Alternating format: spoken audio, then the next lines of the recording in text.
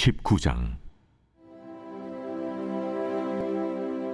욥이 대답하여 이르되, 너희가 내 마음을 괴롭히며 말로 나를 짓부수기를 어느 때까지 하겠느냐?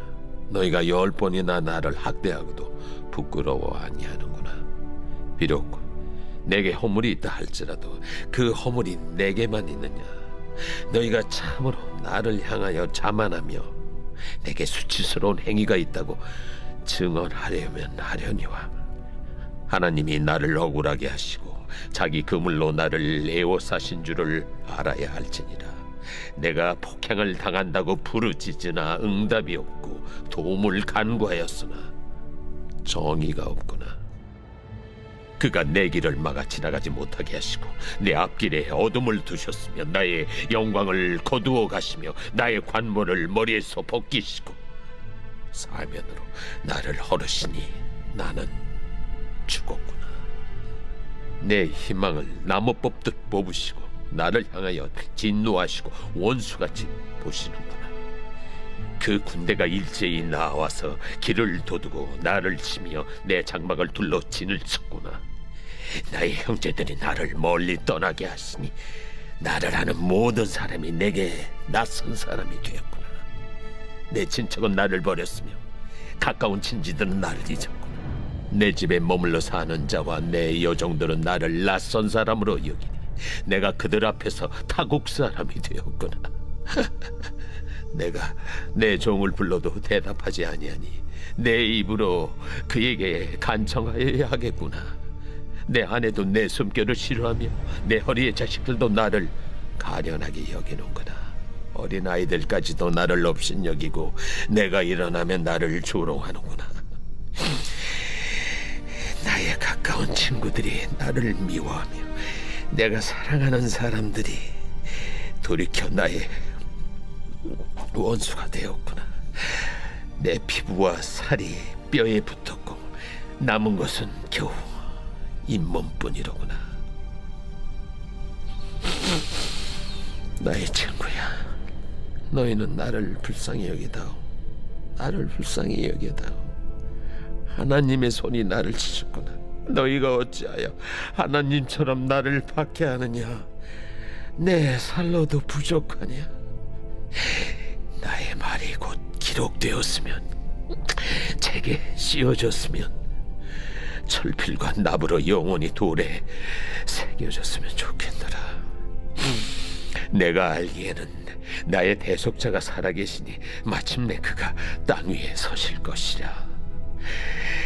내 가족이 벗김을 당한 뒤에도 내가 이 육체 밖에서 하나님을 보리라.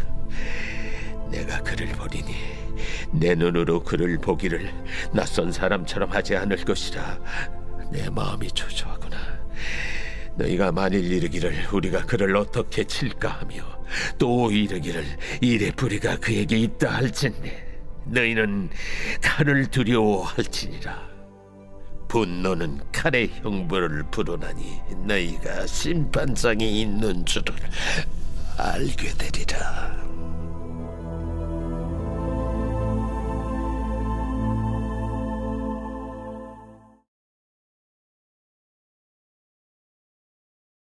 할렐루야. 오늘 우리에게 주신 하나님의 말씀은 욥기 19장 1절부터 29절까지 말씀입니다. 오늘 말씀의 제목은 거드는 사람 때문에 더 아픕니다 입니다. 구약 성경에서 가장 짧은 책은 오바댜서입니다. 오바댜서는요, 몇 가지 특징을 가지고 있는데요. 먼저 다른 예언서가 유다나 이스라엘의 회개를 촉구하고 있는데 반해서 오바댜서는 요나서와 같이 그 대상이 다른 민족입니다. 그중 요나서는요, 아수르의 수도인 니느웨에서 회개를 촉구하고 있는데 오바댜서는 더 강력한 메시지를 전합니다. 에돔의 멸망을 예언하죠. 조금 다른 듯하지만 또 같은 예언서끼리의 면모가 있는 것이요. 총 21절로 이루어져 있는 짧은 책이지만 오바댜서는 다른 예언서와 비슷한 신학적 견해를 가지고 있습니다. 바로 하나님께서는 단지 유다와 이스라엘의 하나님이 아니라 열방의 하나님이라는 견해죠. 그래서 구약 정경에 포함되어 있는 책이 오바댜서입니다. 이 오바댜서의 특징은요, 앞서 말씀드린 대로 에돔을 향한 심판을 이야기하는데요. 에돔은 사실 유다의 형제 나라입니다. 아브라함의 손자인 야곱과 에서를 기억하시죠? 그중 야곱의 자손은 이스라엘과 유다가 되고 에서의 자손이 에돔이 됩니다. 형제국이자 가까운 나라죠. 하나님께서는요, 이스라엘 백성들이 출애굽할 때 에돔은 형제국이므로 건드리지 말라는 명령을 내리실 정도입니다. 그 정도로 가까운 나라예요. 그런데 에돔이 무슨 잘못을 했을까요? 그래서 멸망까지 이렇게 예언이 될 정도가 됐을까요? 오바댜서에서는요, 에돔의 세 가지 잘못을 지적합니다. 첫 번째로는요, 자신들의 힘만 믿고 교만한 죄. 또 두 번째는 자신들의 지혜만 의지하고 자랑한 죄입니다. 그리고 마지막에 참 기가 막힌 잘못인데요. 형제 나라인 유다가 어려움을 겪을 때 오히려 기뻐하며 유다를 약탈한 죄입니다. 거만하고 잘난 척하는 사람만 봐도 기분이 나쁜데 그 사람이 나의 어려움을 보고 나에게 어려움을 더 안겨준다? 이게 정말 견디기 힘든 일이죠. 신앙생활 하다 보면요, 서로 격려하고 위로할 때가 있습니다. 그런데 그 격려와 위로를 전하려다가 선을 넘을 때가 있습니다. 가르치고 판단하는 거죠. 제가 목회 상담을 공부할 때 가장 먼저 들었던 이야기가 들어주라는 거였습니다. 제 은사님께서는요, 그 강의를 하실 때 단호하게 말씀하셨습니다. 근데 목사가 가장 듣지 않는다. 자기 생각이 옳다고 생각하기 때문이에요. 그런데 잘 생각해 보세요. 하나님께서는 우리의 말도 안 되는 소원과 기도도 묵묵히 들으십니다. 진정한 목회자는요, 양들의 소리를 먼저 듣고 판단하기보다는 기도한다는 그런 말씀을 하신 거죠. 저 역시 이 말씀을 마음에 새기고요. 제가 결정을 내리기 전까지는 수없이 고민합니다. 그 귓가에 아직도 쟁쟁해요. 목사가 가장 말을 듣지를 않는다. 자기가 옳다고 생각하기 때문이다. 이게 가장 제 귓가에 남아있는 메시지입니다. 그래서요, 저는 제 생각이 과연 이 시점에서 옳은 것인가 수차례 고민하게 되죠. 그러다 보면요, 더 기도하게 되고요. 하나님께서는요, 결과적으로 늘 선한 길로 인도하십니다. 결국 뭔가를 이야기해서 사람을 움직인다? 이건 정말 어려운 이야기거든요. 저는 제 새치혀로 뭔가 사람의 변화가 일어난다고 그렇게 착각하지 않습니다. 변화는 하나님께서 이끄시거든요. 결국 저는 제 역할을 얼마나 잘 해내느냐, 이 자리에서 하나님께서 요구하시는 사명을 잘 감당해내느냐, 그게 저의 역할인 거죠. 이런 시각을 가지고 오늘 본문을 보면요, 욥은 친구들에 의해서 거의 발가벗겨질 정도의 수치를 경험합니다. 결과를 가지고 과정을 추측하면서 욥의 회개를 촉구하는 친구들인데요. 결국 욥은요, 야, 너희들 너무한다. 내가 허물이 있어도 이렇게는 안 하겠다라는 메시지로 친구들에게 하소연합니다. 게다가 21절, 22절 말씀 보면요, 친구들한테 더 애원해요.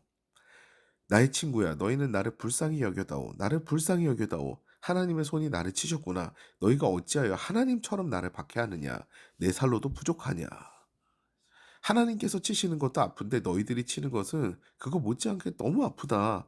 그러니 이제는 나에 대한 성토를 좀 멈춰주라. 이런 이야기를 하는 거죠. 이 메시지는요, 우리에게 많은 생각을 하게 합니다.